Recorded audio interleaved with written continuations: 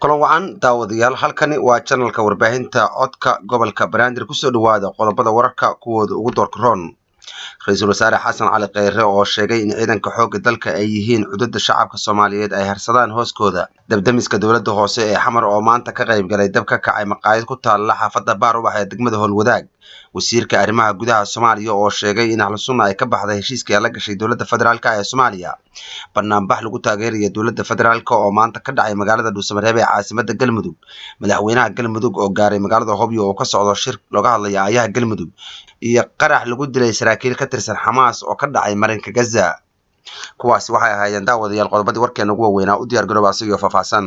Ra'iisul Wasaaraha Xukuumadda Federaalka ee Soomaaliya Mudane Xasan Cali Khayre oo uu heliyo taliyaha ciidanka xoogga dalka Soomaaliya General Odawa Yusuf Raage ayaa waxay kormeer ku tageen xerada la yiraahdo General Gordon ee ku taala magaalada tan Muqdisho isla markaana halka tababar lagu soo xiray cutubyo ka tirsan ciidanka xoogga dalka Soomaaliya. Mudane Ra'iisul Wasaare Xasan Cali Khayre Ra'iisul Wasaaraha Xukuumadda Federaalka ee Soomaaliya oo halkaasi kula hadlay ciidanka tababarka soo dhameystay ayaa waxa uu sheegay in ciidanka xoogga dalka ay yihiin cudurda shacabka Soomaaliyeed ay harsadaan hooskooda isla markaana naftooda u hibeeyay sidii ay u difaaci lahaayeen qaranka Soomaaliya. Mudane Xasan Cali Khayre wasiirka koobaad ee xukuumadda Soomaaliya ayaa waxa uu sheegay in ciidanka xoogga dalka gaar ahaan dhalinyaradan dhameystay tababarka kana mid noqday ciidanka xoogga in looga baahan yahay inay qaadaan duulaan ka dhana Al-Shabaab si dalka loo badbaadiyo. Ra'iisul Wasaaraha ayaa wuxuu ammaan u jeediyay ciidanka xoogga dalka ee furimaha dagaalka ka wada dagaalka ka dhanka Al-Shabaab asagoo sidoo kale sheegay in ciidanka qaranka Soomaaliya gaar ahaan kuwa xoogga dalka ay yihiin geesiyaal soo majeestiyaal oo la doonayo in dalka looga ciribtiro kooxda Al-Shabaab. wasiirka arrimaha gudaha federaalka iyo dib u heshiisiinta xukuumadda federaalka ee Soomaaliya Mudane Cabdi Maxamed Sabriye ayaa waxa uu sheegay in heshiiskii Ahlu Sunna wal Jamaa ay la gashay dawladda federaalka Soomaaliya aysan ka bixin dawladda oo dhinaca Ahlu Sunna wal Jamaa uu ka burburay. Wasiir Sabriye ayaa waxa uu sheegay in heshiiskaasi oo ka koobnaa 10 qodob mid ka mid ah aysan ka bixin dawladda federaalka ee Soomaaliya wuxuuna sidoo kale uu sheegay in heshiiskaasi fashilkiisa ay Ahlu Sunna ka shaqeynayso. Cabdi Maxamed Sabriye wasiirka arrimaha gudaha xukuumadda Soomaaliya ayaa wuxuu hadalkan ka sheegay munaasabad ka dhacday magaalada Dhuusamareeb oo ku soo bandhigay heshiiskaas asagoo tilmaamay in haddii dawladda federaalka Soomaaliya heshiiskaas ka baxday lala xisaabtamo wuxuuna meesha ka saaray in dawladda federaalka ee Soomaaliya ay heshiiskaas ka baxday asagoo Ahlu Sunna ku eedeeyay in heshiiskaasi iyadu ay fashilisay.